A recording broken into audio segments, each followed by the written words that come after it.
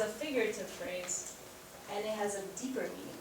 There's a meaning underneath the statement, which for this statement, instead of saying that there are cats and dogs falling outside, it really means that it's raining really hard. And we were able to see that today, right? Yes. You guys see the rain? Yes. Yeah. So we could say it was raining cats and dogs outside. Do you guys hear that expression in your own homes sometimes? Have you heard anybody say that? Yeah. These expressions, figurative expressions, are used in our daily lives all the time, and people use them to show or express what they feel or describe something that's happening.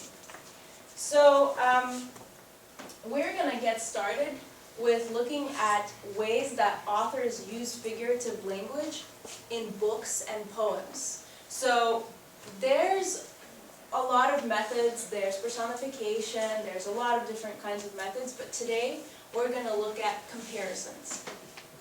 So today we're going to learn how to identify metaphors and similes, and we're going to think about and describe what is being compared in the metaphor or simile, and we're going to do that by playing a little game, and we're going to work in groups, and we're going to work independently. So like I've said before, authors use figurative language in a variety of ways, and one of those ways is by the use of comparisons. So authors compare two objects to describe something. So let's look at this first example. The baby was as light as a feather. I'm going to read it again. The baby was as light as a feather. So when I think about this and I read this through, I'm thinking to myself, is this sentence, does it have a literal meaning or is it a figurative meaning? I'm thinking, yes. Your name? Redania. Redania, and? Figurative.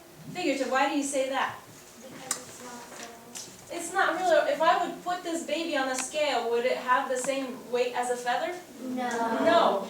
But we know that the baby is being compared to a feather to show that the baby was really light. That it was very light. Maybe compared to other babies, it was very light. Let's look at a different comparison.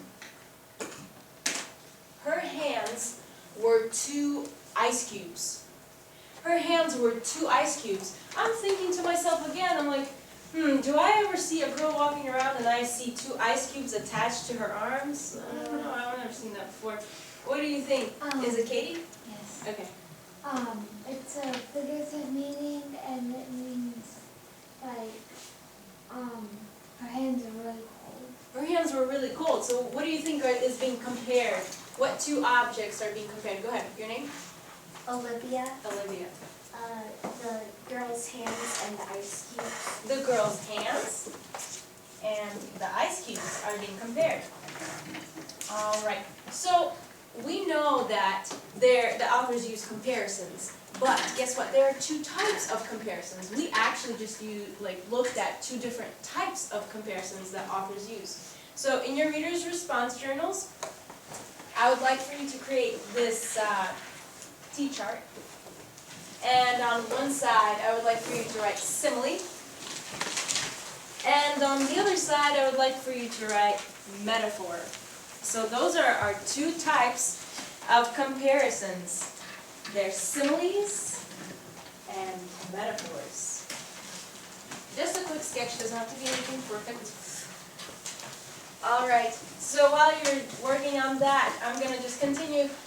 A simile is a comparison that uses the words like or as.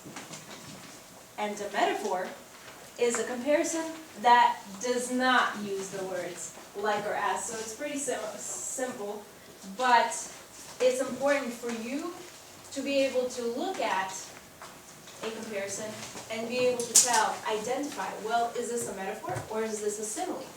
So let's go back to our first example. The baby is as light as a feather.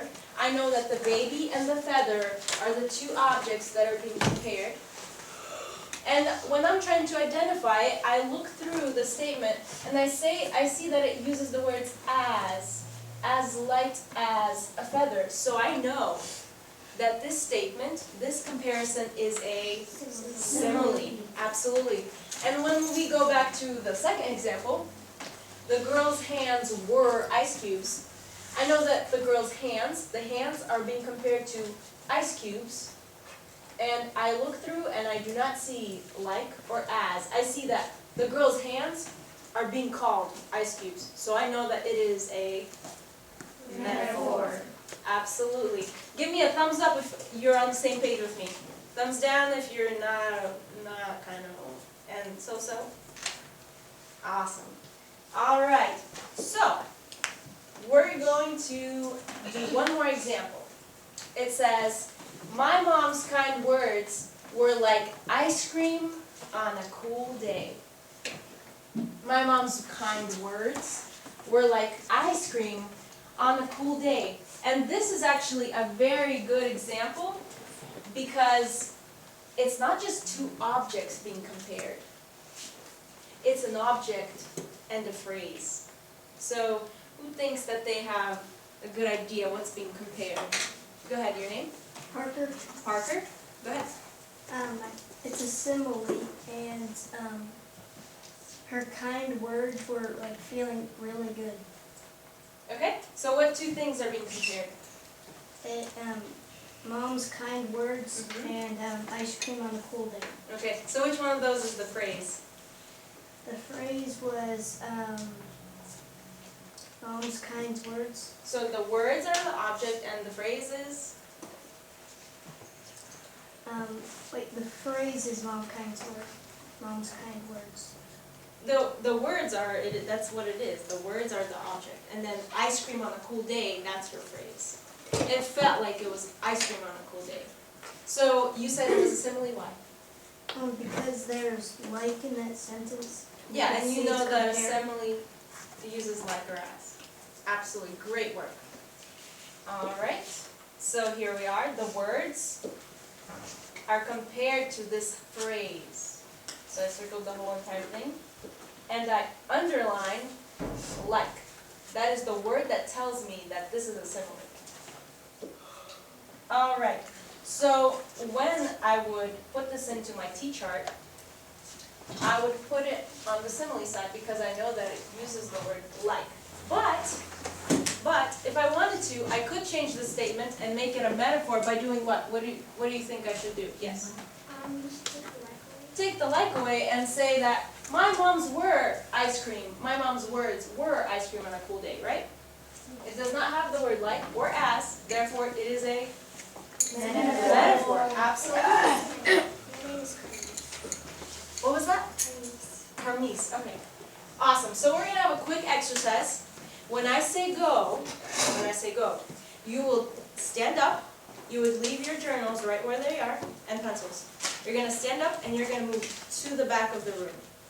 And when you move to the back of the room, you will stand there and look at the front of the room. I will have a statement here, a comparison listed for you here. I will read it out loud for you. And if you think it is a simile, you would move to this side.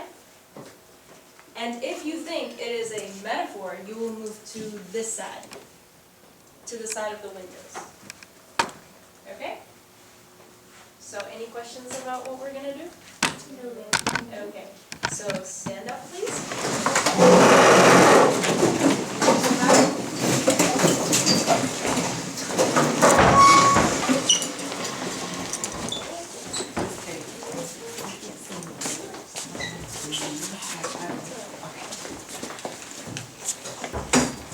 All right. Is everybody good? Thumbs up.